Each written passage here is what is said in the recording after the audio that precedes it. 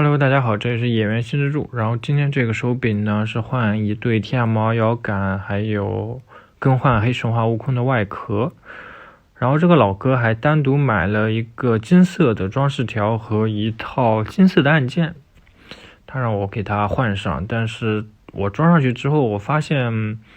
效果并不是很好，而且它的那个按键，金色的这一套按键做工瑕疵比较大，所以我又跟他沟通了一番之后呢，